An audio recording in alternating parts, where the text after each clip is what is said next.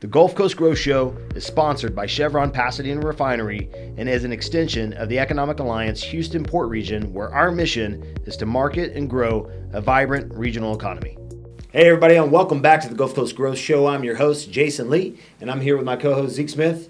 Yes. And we are here with Houston, Texas' very own water boy, the man, the myth, the legend, Scott McAlister, the president of Coastal Ice and Water. Man, we are glad to have you today. It's great to be here. We're good friends and top talent. Yeah, man. Well, I can tell you this: if there's any guy with a more just kind, servant heart running around Houston, Texas, I don't think there's a better one than you, and it reflects in your team. So the people that are watching this right now that do know you or have been to an event and have seen your team, they know what I'm talking about. So.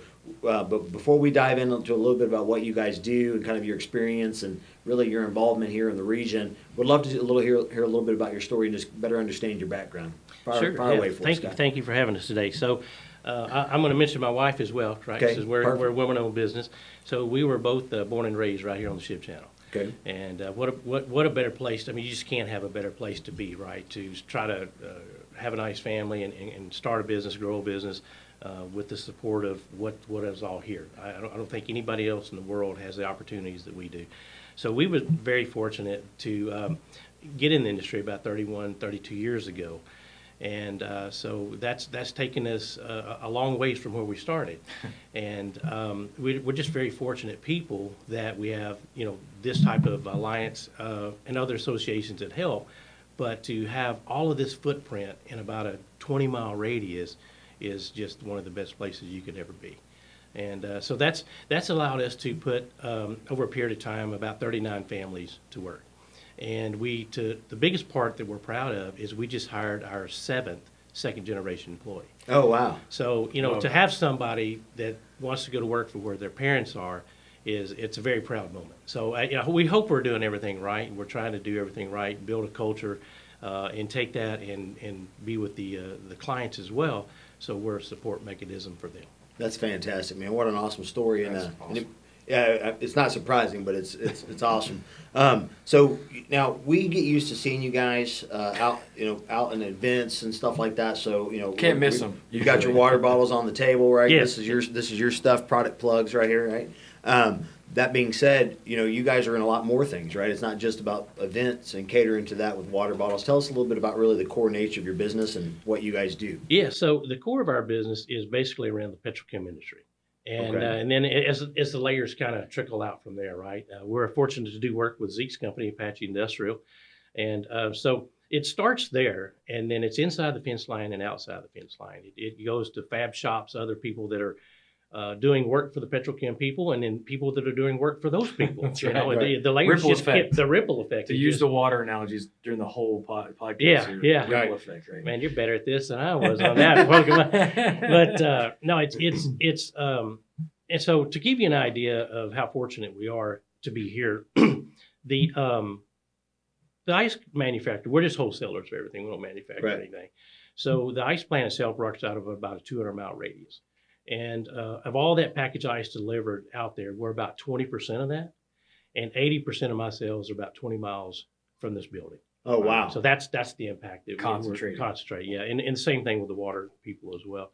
And so our business is basically focused on, how do we take care of people that are out in the heat? And, safety really starts with the individual before he starts to perform his task. There's all kinds of safety mechanisms to keep them safe, fall protection, PPE, things like that. But you got to start with the individual first. And so ice and water are two main products, but then we ventured out into electrolytes and things like that. Okay. This comes from our engagement with the safety professionals inside the facilities and companies. We attend their safety meetings. We go walk the plant. We're just not answering the phone, filling orders. We're out there finding out what challenges are they running into, how are they trying to better engage with not only their people on the property, but the contractors that are coming on the property. So being a little bit more of a partner than just a vendor, right? Exactly. And that's the whole takeaway is we didn't want to be a supplier or vendor. We needed to be a partner that they could lean on, share their ideas or challenges with us, and we come back with solutions. And so our most of our product new offerings come from what are we hearing from them? And so our last idea we've been working on is, we're putting all this in their bodies, but how do we take care of their bodies when they're taking breaks? So we have developed a new, no one's seen it. It's a new cool down trailer. So when they do take their breaks, they're able to go in and take some of that fatigue away, bring their temperature down a little bit. And it's more of a kind of a climate controlled area. Right. And so that's our new takeaway now is how do we keep developing something that keeps their workforce from just fading out throughout the day and then maybe hurting themselves or hurting somebody else if the fatigue's really set in. It's amazing because you don't think about it, right? But you think about all the different safety mechanisms that they have inside the plants, everything that's being done to keep that plant from blowing up or to keep from gas from leaking out. Safety is probably one of the biggest things that we talk about on the show. We have so many different safety professionals come on, and I'll be very candid. I've taken that for granted when I've seen you, right? I see you at the gun shoots, I see you at the barbecues, I see you at the different events. So I'm thinking, hey man, this guy's just providing high quality H2O to all of us so we can, stay warm or stay cool and have a good time. Never really thinking that you're actually out there with the safety managers thinking about how do I keep that guy safe? How do I keep him engaged? How do I keep him from getting exhausted? How do I keep him from fading fast out there? Because he's been out there working in 110-degree heat that most of us aren't going to try to step out to, but the work doesn't stop in 110. It's just 100 degrees or 120% humidity. It doesn't stop. It just gets hotter. It does. Right? And so you need guys like you stepping in to make that happen. Well, I appreciate that. And so it's really came from as our engagement was with the safety people on site, right? And so they started talking about, hey, we have to do this every month and we need new substance, to talk about. So we created a small 10 to 15 minute interaction where we come out with a hydration meter. We talk about, it's not a sales pitch. It's about protecting your people, what products, put in them, how that keeps them from getting sick or heat stress. And so we would come out and talk about hydration, what it looks like in January versus July. And so we have an interaction with some of their people. We ask them to get up and we test them. You'd be surprised how many people are moderately dehydrated in January in a climate controlled room, right? In a conference room. And that starts to bring awareness to like, whoa, what, we may be missing something here. And so that now has turned into, they came back and said, we love that. We need more. And so we're really developing a full blown presentation. And we've been asked by three customers lately to come out and do that. It's about a 30-minute deal. And we've been asked by Chamber of Commerce to come out and talk about it in one of their industrial forums. Wow. And so it's just about us trying to, make everyone aware of what's going on. Sure. We are the largest ice and water supplier in the area for industrial commercial usage. But, we constantly look at what is our role. We have the products. And so that's why we call ourselves, the complete hydration solution. But what we've really realized is, hydration is the service we're providing, but we've really become a safety company in a sense that that's what we're really taking care of and helping people with is how do you keep your people safe? Sounds like you're a safety innovation company almost, right? We're trying, right? You don't think that ice and water is some of the most, primal things we have on earth, but, innovation in that space is important. And certainly you said commercial, which, triggered me a little bit to say a lot of the OSHA requirements that were inside the fence for industrial now expanding to standard commercial jobs, right? With brakes and hydration and the cooling stations and the vests and different things that like the Dows and Exxons have been doing for 10, 15 years, right? So interesting opportunity for traditional industrial partners to expand their business into the more commercial world, right? Which, and look, I just think it's so cool to talk, you think construction, a bunch of knuckle dragging, contractors and a water vendor. And it's like, look at what we're doing. Look at the innovation that is in this 20-mile radius that you referenced earlier and how much new, innovative, creative, thinking. It's just to keep a guy or girl safe on a job site, in Houston in the summer. It's wild to me. And I think you're really seeing a change where people were not just taking care of their own. So if let's say you have a job in Dow was typically taking care of their people, although they're responsible for the contractor's actions inside. There seems to be a greater partnership now that everyone's looking after a whole. Some of the safety meetings we're going to, you have to participate. Any contractor on the site has to be there. And so they will talk about the engagement. And so now you're looking at a much more awareness that you're not just looking for your people's safety, right? You're looking for everyone's safety on that property. Yep. And I'm seeing a very, very big shift in that. Well, I'm seeing it because I'm just now getting to get there and Right. participating in this. This has probably been going on for some time, but it seemed like everyone's looking after each other now. More collaborative, and it's even happening within competitive contractors, right? So there's another Yes. scaffolding contractor on site. They're working more collaboratively around safety instead of that's my rival or my my competitor. It's like safety keeps us all safe, keeps us all here working because there's enough work for both of us here, Yep. kind of thing. Yes. Right? Which is great. Yes. Well, for me, you're obviously you said some statistics. You're obviously a very successful company in this region and beyond. And I just am so curious, what drives you and your wife as owners of this company to keep giving back to the community? Because like Jason mentioned, you're at every event. You got the biggest tent. Everybody's going there to see Scott and team and have a good time at these events. That's what we go there to do, right? We talk to other folks about networking. We do that. Economic Alliance events, ABC events, Safety Council events. So you're successful. It doesn't seem like you need to do that necessarily. So what drives you and your wife to just continue to give back to industry and community so much? What's driving that? It's because people gave us an opportunity. We grew up very modest, and people looked at us and gave us an opportunity to be involved.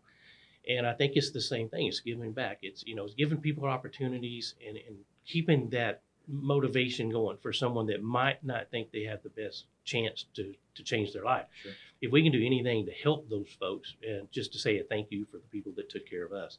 Often you wonder, did I deserve this? Was I deserving for the opportunity and someone else was not? And so I think if you recognize that, then it's going to motivate you to continue to look after others. Mm-hmm. And so we look at everything. A lot of this stuff is local charity stuff we do.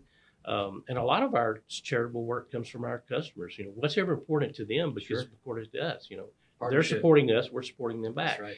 And then once we participate in some of that, some of the charities come back to us and go, well, you did this for us when we were with Exxon, and now we would like to do this with someone else.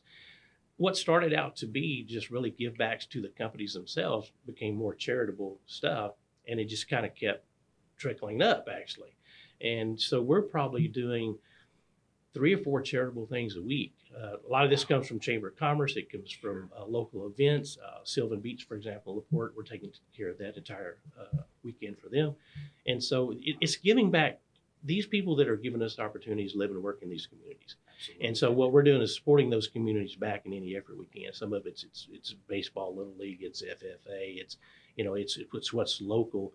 And then we also do some stuff too, like for Camp Hope, veterans, things like that. Anything that has to do with veterans, police officers, and children, we're going to try to be a big part of that. And it's just saying thank you for, allowing us to be part of that community and having a business there and trying to find any way that we can to give back. And it's simple things, but we hope that helps. You think it was simple, right? You think it'd be simple. Great job. And by the way, great job on using another water analogy, trickle. So we've got Yeah. ripple and trickle so far. So Killing we're on a roll today. So It's like good job. it's ingrained in his As it should be, He yeah. can't help it. You I got can't it. help it. Yeah. I can't help it. Yep. No, it's really starting to pay off, man. I appreciate it. So I love it. Quick question, or not really a quick question, but more of a dive in. I know you've been involved in a lot of events, and over the last year, you got involved with the GCIF 2021. There was a shift around sustainability. Not really a shift, but it was kind of a focus. I remember seeing your setup there. It was real cool. Yes. And then you said that kind of have an impact. Can you share a little bit about that? Yes, sir. So we a few years back, as sustainability has become a hot topic, we've had some customers come to us and say, look, you're a very large bottled water provider to our facility. How do we begin to pull back on plastic and cut that landfill footprint down? So we did partner with a company. It was not really made for refineries, but we tweaked it. And so we could purify water on site, and then it would go around into like a distribution kiosk. It was just refrigerated water, it's bottled water quality. And so that was our first take about how are we going to get some plastic bottles off. It doesn't take every plastic bottle off because of the footprint of the refinery itself and what people are at. Sure. So thank you to Chad and the Economic Alliance for bringing in great speakers. So the president and CEO, Chevron Phillips, shows up and he talks about what advanced recycling looks like in the plastic market. And that caught my eye really quickly. And he's talking about taking that and turning it back into a liquid feedstock, and then you're continuing to make products. So it's a sustainable circular economy that supports itself. I grasped on that really quickly because I'm like, some customers don't want to change their entire way of doing business, but this is a way we can start to eliminate some plastic hitting the landfills. So I reached out actually to Ron Abbott, which is the sustainable manager for Chevron Phillips. Said, I need to know everything you know about liquid feedstock immediately. And he's very, very generous with his time. He came back and said, this is the articles, call me, read it. If you have questions, we went back and spoke a few more times. And it was a really cool idea, and they made it happen. And so our goal is now is we're a big provider of bottles going in. And so now we came up with a partnership that we can extract those bottles and take those bottles and sell them off to people that are looking for it. I'll use the example, Coca-Cola and Pepsi. Their consumers are driving sustainable. Right. You know, we want sustainable products. So they're looking for this exact PET plastic. Wow. So if we provide that to them, they're paying above market price on this. And all proceeds that we can take out of that, we're giving back to the youth trying to get into the industry. Oh my gosh! Wow. We started talking about, scholarships, education. How do we get them to school? And we found out really there's a lot of support there. But where they were failing on support, not the people providing it, right, is there's a lot of children or youth that are taking these classes, but when they're finished, they're needing a TWIC card, PPE, tools, steel-toed boots. They might not have the funds to get ready for the first day of employment. And so we learned that through some other associations said, we've got a kid prepared, but he needs $1,000 worth of stuff to go in. Mm. And so that was our goal. We shifted a little bit and said, well, how do we help them? And so we're going to take these funds, and when we find people are needing help through associations, we'll pick that TWIC card up. We'll buy steel tube, an FR, whatever he needs to be prepared to go in for the first day. And so we're looking for more and more partners to allow this to take place. And I tell everybody, just through our daily practices of what we, do in commerce, right? If we can take that and get proceeds out of that to help the youth, get started, I think that's how communities are built, and that's what we're looking to do. Talking my language, and just personal note, let's talk after, because we have an apprentice program, and we go through the exact same thing. We got a kid, student, first job out of sometimes high school or unemployed, and we put him through this training, and he's got to go out to a site right away and doesn't have we provide some of it, but that gets expensive for, yes, 10, 12, 25 apprentices. So I think we should talk further on that. I'm very intrigued. So appreciate that. And so we're looking for more and more partners to help us engage with this so we can continue to help more and more people. So I love it. Scott, I'm so glad, because we've been trying to wrestle you to get you in front of this audience, or in front of our audience, for a long time. And I think a lot of times we take for granted. I've known you to be a great guy. I've known you to be a phenomenal servant inside of the organization that we have been a part of, but I had no idea you were doing all this behind the scenes in our community, and really to serve the industry. We're talking about workforce development, we're talking about safety, we're talking about service and community. The entire summarization of what this organization is about is being embodied through you and your company. That's fantastic. You're like the mattress pack. You've got to spend the last couple minutes here on what the hell Scott does for fun. What do you do? Research. Research. We don't have many hobbies, but work really is our hobby. When you really like what you do, you're entrenched in it full time, and that's what we love to do. And if you can find ways to serve others in doing what you love to do, what else do you need to do? I've got all the hobbies I need right here. Yeah, that's fantastic.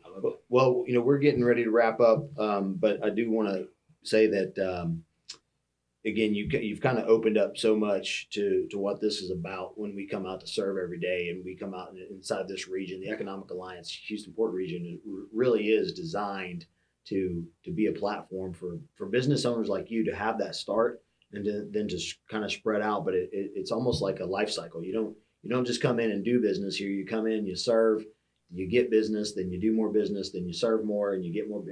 We've just heard the whole story really laid out in front of us. This is how you do it. We've had Greg Miller on the show. We've had you on the show. They're just these living, breathing examples of how you do it right. And it doesn't just work in this alliance. That's just business. That's just that's just straight up good old fashioned core values and making it happen. And you're doing just that. It's unbelievable to see it. And before we get ready to wrap up the show, is there anything that you'd like to capture, or anything that you want to make sure you communicate to our audience or to anybody else out there before we get done today? Well, I think the main thing is, support the Economic Alliance, right? I mean, this is where all the information comes that we can all share to learn what we need to do with our businesses and how we interact with those communities, how we interact with our customer base, right? And I don't think there's a much better place and you can learn how to do that than right here. We've taken away so much from this organization. It's incredible. And I encourage anyone that's out there that's not a member to be a part of it.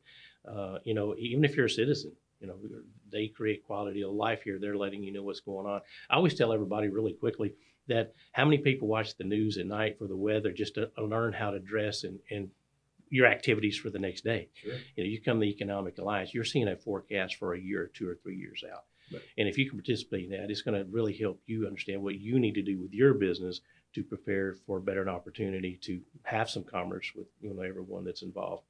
And if you're fortunate enough to do that, then give back to them in some way that you can. Help your neighbors in times of tragedy and things like that. For example, you mentioned Mattress Mac. We gave him a couple trailer loads of ice and water when hurricanes hit Louisiana. And, he called, he said, "What do we owe you?" And we said, "Nothing." I said, "I've seen the faces of people in the hurricanes. I've had to work a lot of them. You've always done so many things with the community. This is one way we can help you back." And so I think that's the whole takeaway is, we all appreciate business, but I think we all are better off when we try to be a partner to someone. And that's our goal. Well, sage advice right there. Absolutely. Take it, stamp it. Tons of takeaways from this one today. Yeah, and and I know you don't have a lot of hobbies, but if you ever make politics your hobby, I think you'd be pretty good at it. So I think we'd all sign up for that one. So I don't know if his wife's gonna say. Yeah, she'd probably say no dice. No dice. Stick to what you know. Stick to what you know. That's well, a tough I'm just market. saying we could use a guy like you because everything you do, from your sound business advice to how to operate with the right heart, is great shine of character. Man. We're glad to have you today. So, and again, we want to thank you for being on the show today. As always, thanks to my co-host Zeke Smith. You can reach out to either one of us on LinkedIn if you want to give us feedback or recommendations for guests. Scott, what's the easiest way for people to contact you? Just, realistically, everything's on our website, but just, call us. Okay. 281-812-1067. Reach out. I have a fantastic sales girl. We answer the phones. You don't dial 1-800-GET-LOST. Yeah. It's all about the personal interaction. Sure. So, a lot of people do reach us by the website, but we tell everybody, give us a call. We really want to hear what your needs are quickly, and we'll address them. We don't want you to feel like you're going through some kind of automated system and no one's taking care of you. I think we've really lost our personal touch in customer service by a lot of the larger companies moving that direction. And so we actually do the opposite of that. We want to talk to you, and we want to answer and make sure you're comfortable with everything before you move forward.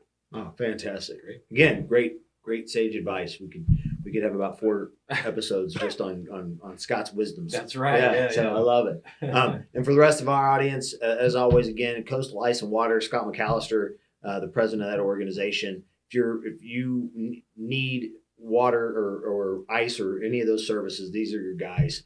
We would also highly encourage you to reach out and connect with them. And then also, if you want to stay plugged into the show, you can always go to the Economic Alliance Houston Port Region, go to the media tab, and then from there, you can subscribe to all of our channels. Again, a lot of people tune into us via YouTube, but there's also great ways to get plugged into any of your favorite places. Spotify, iTunes, wherever you're going to download your favorite podcast, we're there under the Gulf Coast Grow Show. So look for us there and make sure you tune in. And the best way to give back to us is to pay this forward by putting it in front of somebody who needs to hear it and hear the story of our great region. So we look forward to seeing you guys next week. And thanks again for tuning in. Thanks for tuning in, and be sure to go to the Economic Alliance Houston Port Region website and subscribe to our channels. And let's pay it forward by sharing the good news of what's happening in our region by passing this episode to somebody you know.